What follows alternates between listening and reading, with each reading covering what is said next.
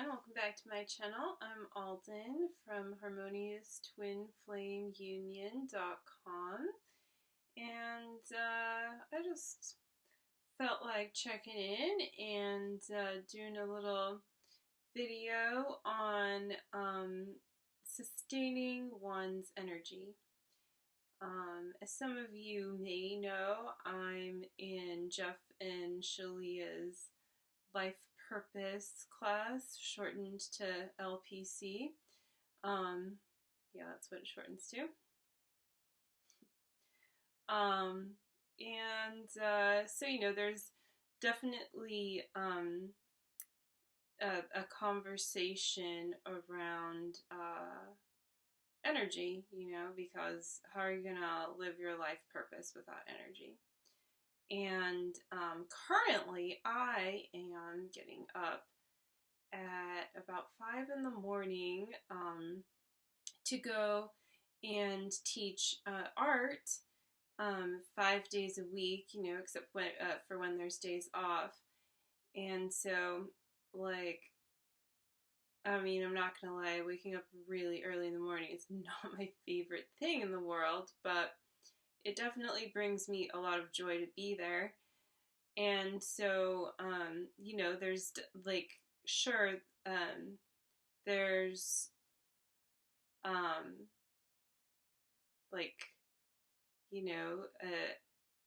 upset there, I guess, to kind of, a chance to love myself deeper, to kind of,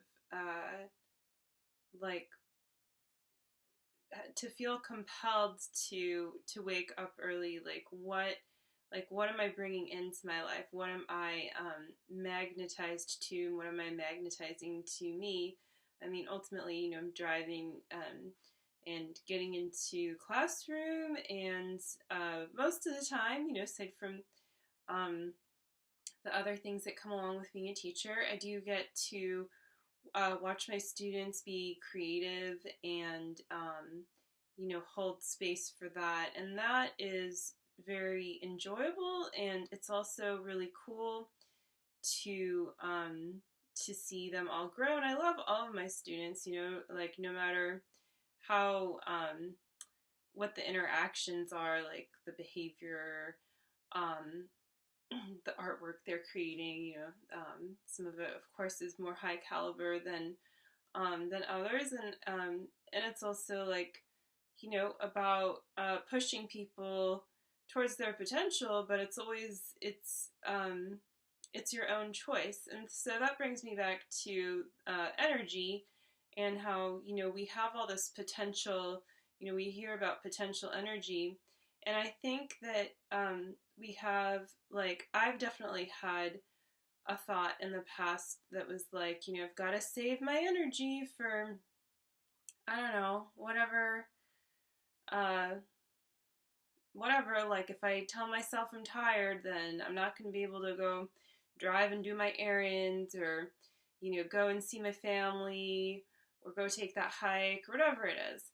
When the truth is that if you're doing something that is in alignment, to whatever degree it's in alignment, and the energy is necessary to complete the task, or to really put yourself fully in the now, within that that purpose, so that purpose has a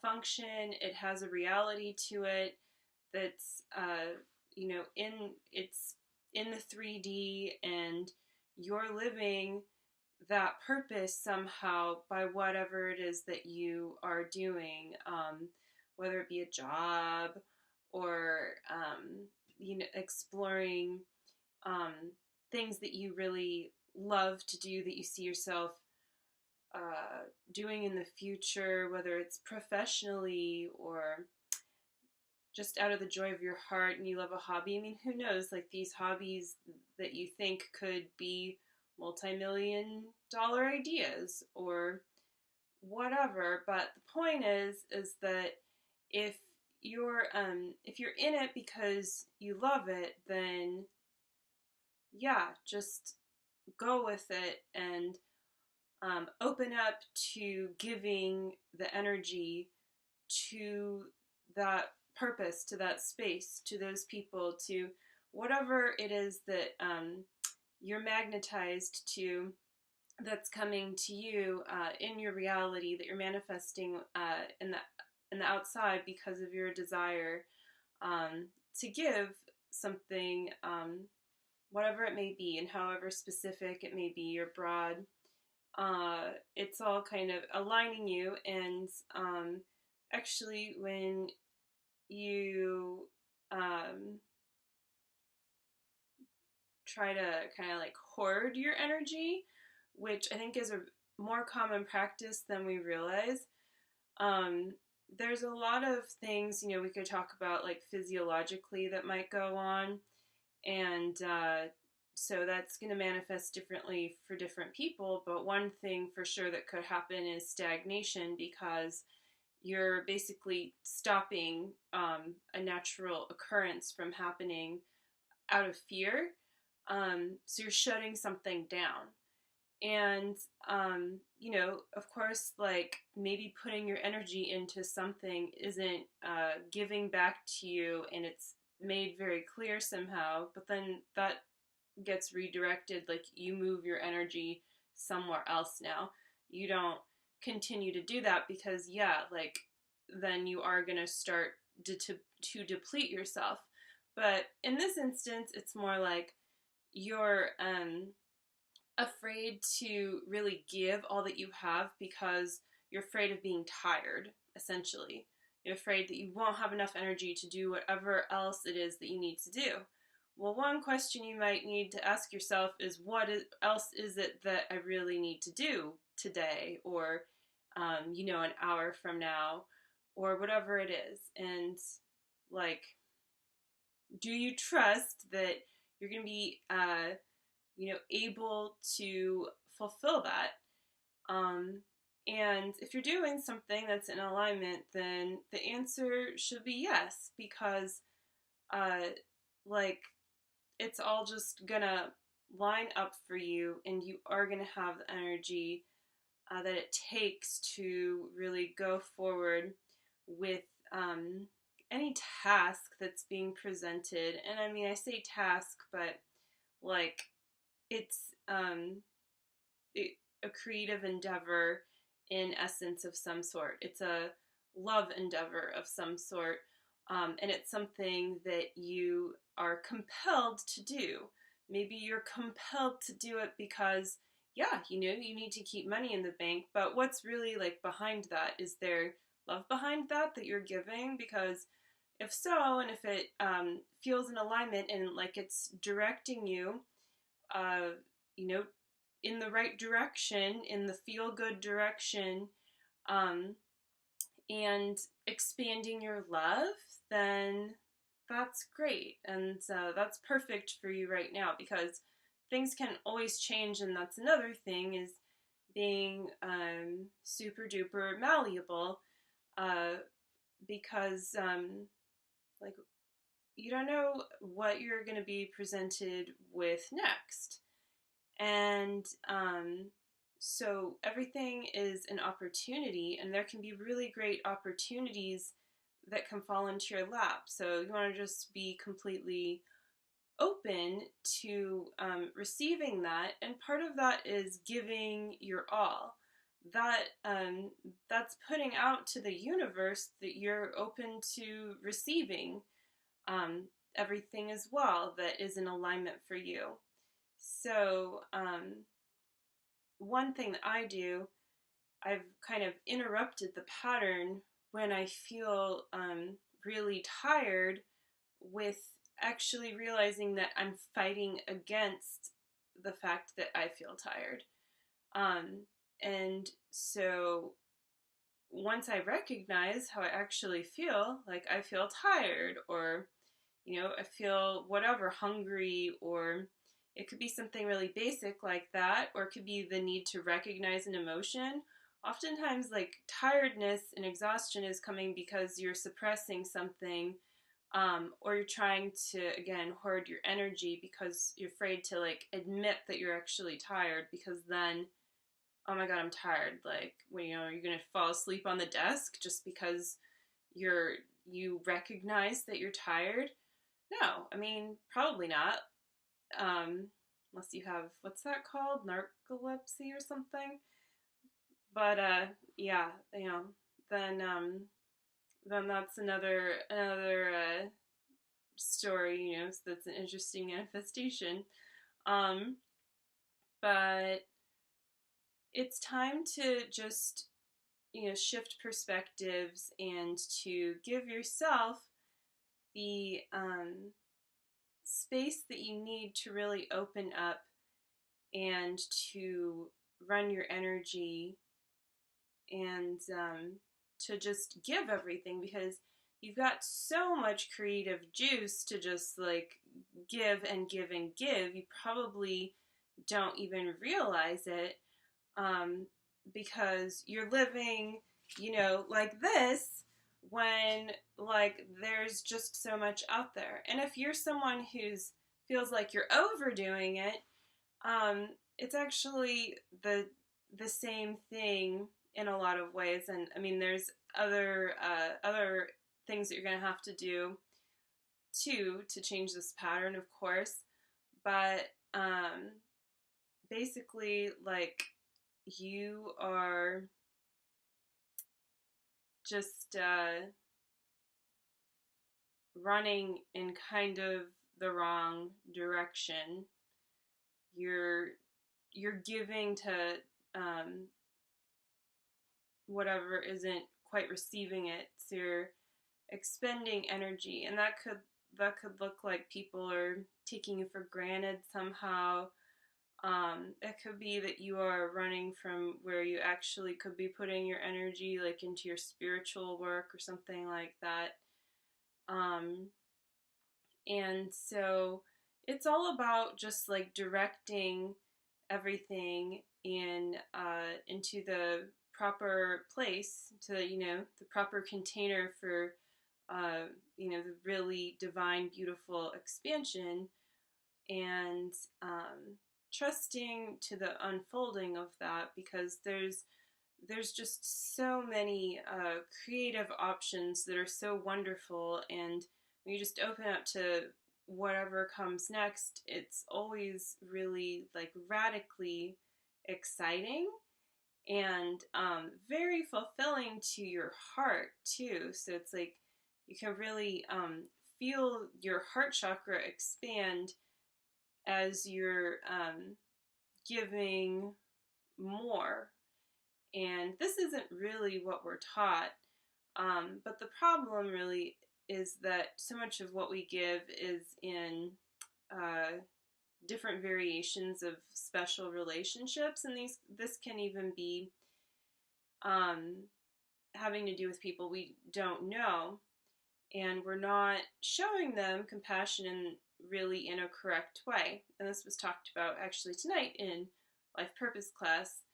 And so, you know, you don't want to meet people that are kind of attempting to drain energy somehow, in that draining energy place, because then you're just leaking your energy, or whatever you want to call it. It's just it's not a divine exchange. So you don't need to feed anyone else's illusion. Sometimes a loving boundary is what you need to put up. Sometimes you need to change directions, whatever it may be. And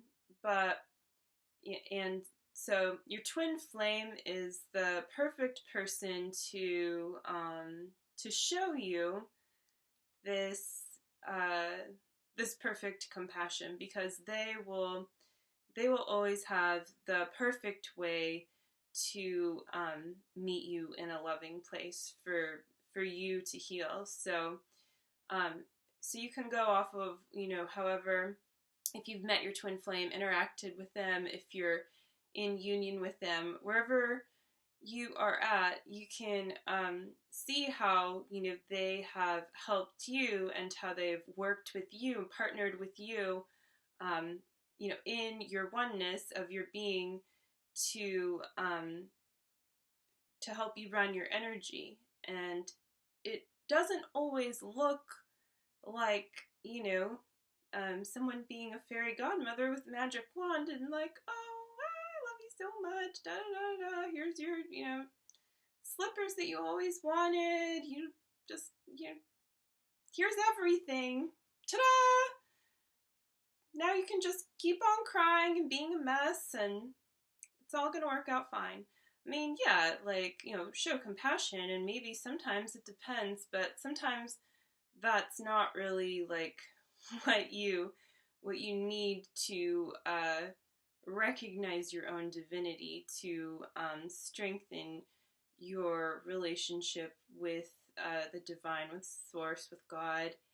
And so that'll be presented to you differently, and it may not be, how you expected, how you were taught that someone who loves you unconditionally, who seems to hold somehow all the magical answers, or to trigger the fuck out of you, or somehow both, crazily enough, because they're your twin flame. How can this be?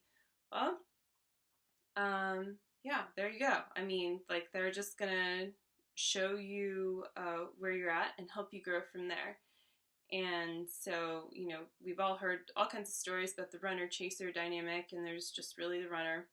But sometimes the point is that you do what is the most compassionate for you, for the position you're in, to run your energy effectively, to live your truth. Because when you're in alignment and you're living your truth perfectly, you're helping the whole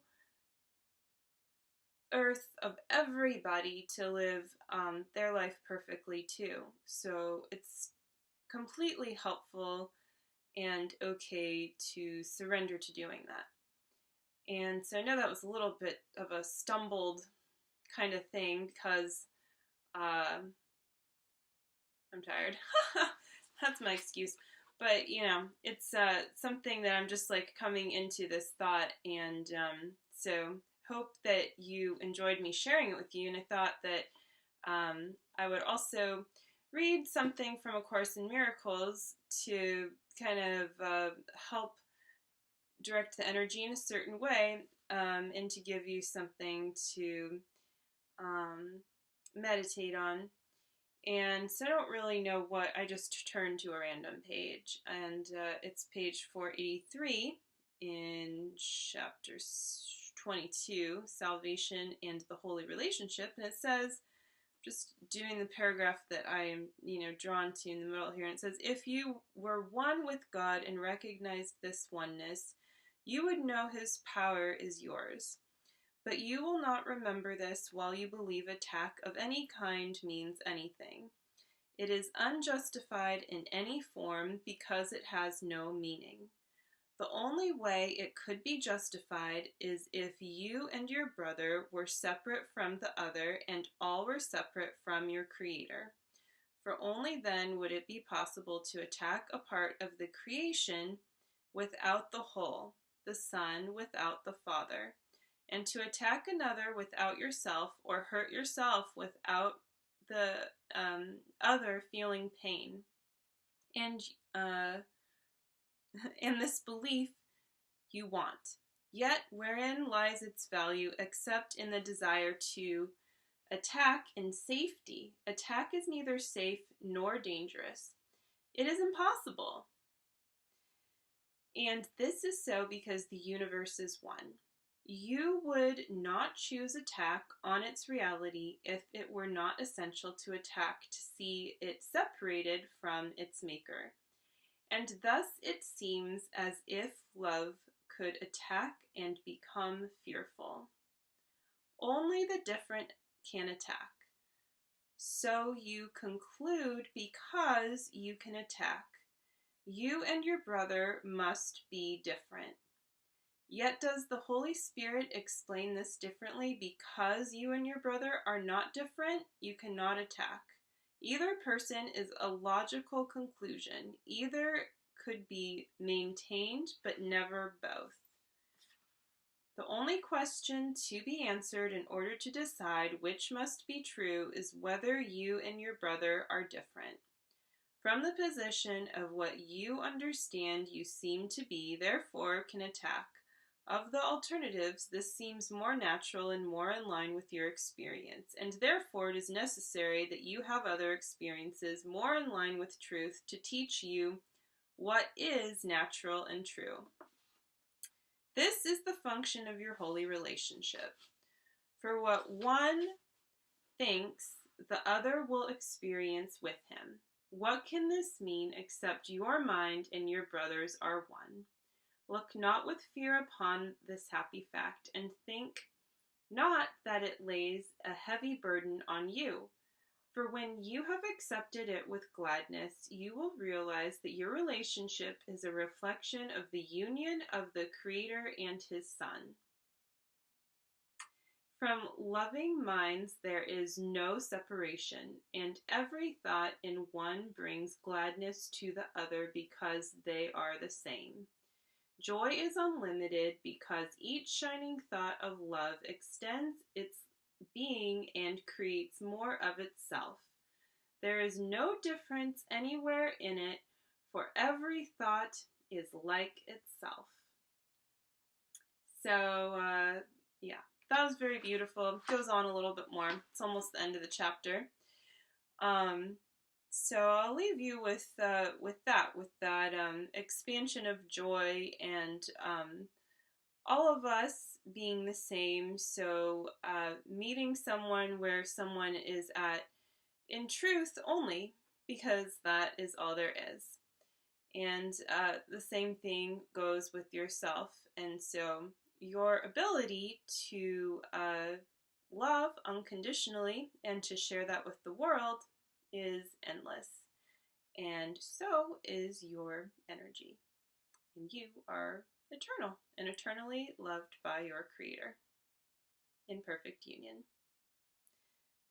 So anyway, I think that's everything that I wanted to say, and I hope you enjoyed this little kind of meandering thought that is all about how to heal blocks you have to really just being a more energetic being, which is, what you are already in truth.